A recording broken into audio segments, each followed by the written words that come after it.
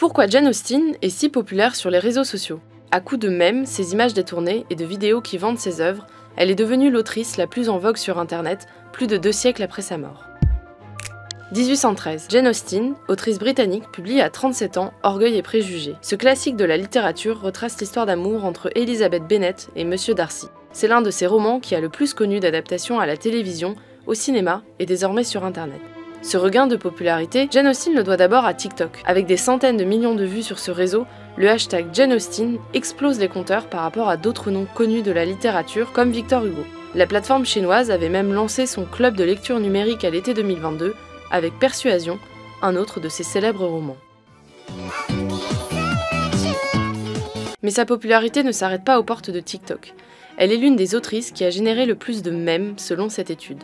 Comme sur le fait que chacun de ses romans se termine par un mariage. Je ne propose pas toujours des mariages, mais quand je le fais, j'ai du mal à me réjouir de son infériorité. Ou encore sur la supposée perfection du personnage de Monsieur Darcy. Jane Austen utilisait elle-même beaucoup l'ironie pour parodier les défauts de ses contemporains, les travers qu'elle remarquait dans sa société, et on a beaucoup de scènes comiques, de scènes ironiques, de scènes parodiques dans ses romans qui sont propices à cette transformation en mème.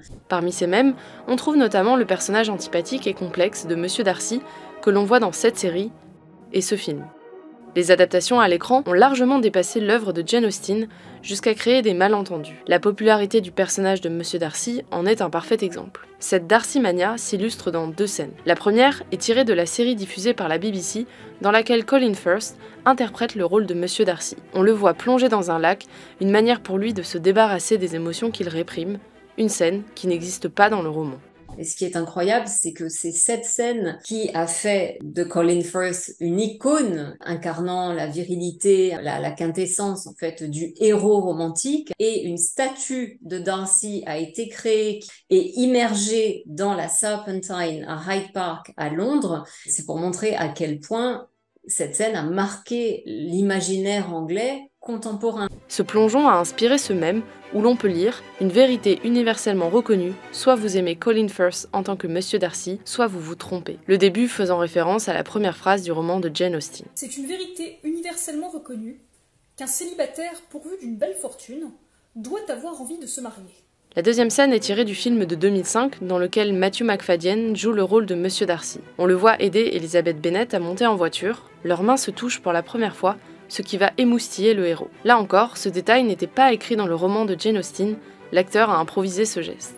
Pourtant, cette image va rester dans la tête des fans comme une scène culte du film, qui va être détournée à travers ce mème, ou encore des vidéos sur les réseaux sociaux détournant le geste.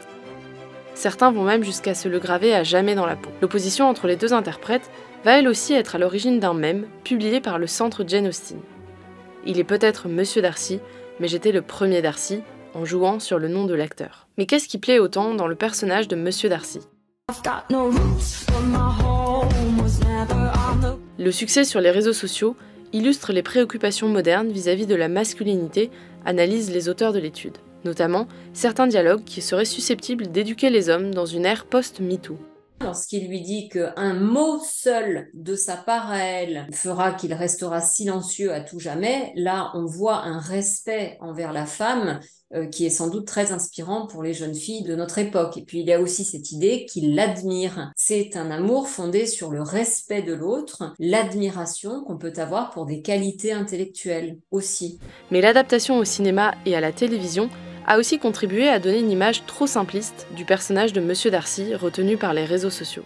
Il est trop parfait, c'est l'homme romantique. Or, Jane Austen écrit bien au moment de la période romantique, mais elle n'est pas tout à fait romantique dans le sentiment, ou en tout cas, il ne s'agit pas d'un romantisme mièvre. Ça, elle le récuse fondamentalement. Tant que ces détournements parodiques permettent d'éclairer des travers contemporains et de conduire notre jeunesse à s'interroger, à remettre en question des structures qui deviennent injustes, qui deviennent iniques, le travail de l'œuvre se poursuit et on ne peut que s'en féliciter.